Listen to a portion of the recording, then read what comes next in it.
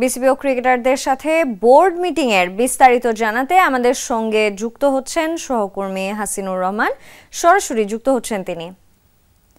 হাসিনুর, বিসিবির এই বৈঠকে ঠিক কি কি আলোচনা হতে পারে বলে আপনি মনে করছেন এবং বৈঠকের সবশেষ আপডেট আমাদের জানাবেন।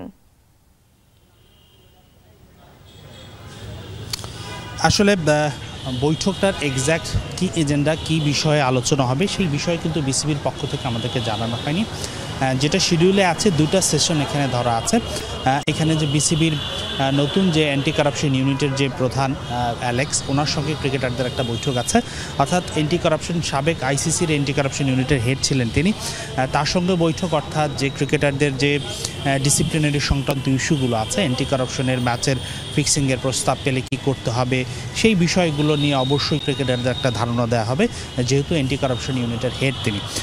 তবে মূল যেই বিষয়টা নিয়ে সব আলোচনা, এটাকে বলা হচ্ছে মিট অ্যান্ড গ্রিট, যে প্রোগ্রামটা বিসিবি সভাপতি আমিনুল ইসলাম বুলবুলের সাথে ক্রিকেটারদের, জাতীয় দলে যারা এশিয়া কাপের স্কোয়াডে আছেন, প্রাথমিক দলে যারা আছেন বা নেদারল্যান্ড সিরিজে, তারা সবাই কিন্তু ইতিমধ্যে চলে এসেছেন মিটিংয়ের জন্য। যদিও শিডিউল টাইম 10টায় বলা হয়েছিল, তবে আমার ধারণা 10:30 নাগাদ মিটিংটা হয়তো শুরু হয়ে গেছে। বিসিবি সভাপতি আমিনুল ইসলাম বুলবুলও এসেছেন, তিনি গতকালকেই ফিরেছেন অস্ট্রেলিয়া থেকে। ফিরেই আজকে আসলে ক্রিকেটারদের সঙ্গে এই বৈঠক।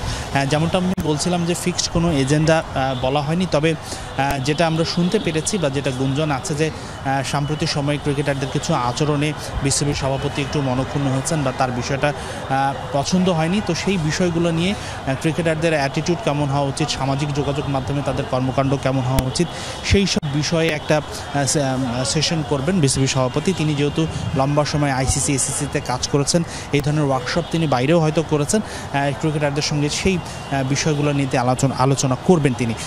পাশাপাশি আরও একটা বিষয় আলোচনা হতে পারে, ক্রিকেটারদের কাছে কিছুদিন আগে বিসিবি একটা ফর্ম দিয়েছিল, বিসিবির সুযোগ সুবিধাগুলো কেমন। এর মধ্যে গ্রাউন্ডস উইকেট নিয়ে আমরা শুনেছি সবচেয়ে বেশি সমালোচনা হয়েছিল, ক্রিকেটাররা নেগেটিভ মার্কিং দিয়েছিলেন। তো সেই বিষয়গুলো নিশ্চিতভাবে আলোচনা হবে। যতদূর বিসিবি থেকে আমাদেরকে জানানো হয়েছিল, দুপুর পর্যন্ত চলবে এই কর্মশালা, ফলোড বাই লাঞ্চ।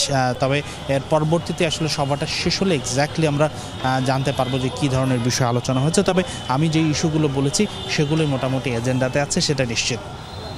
হাসিনুর, আপনাকে অনেক ধন্যবাদ।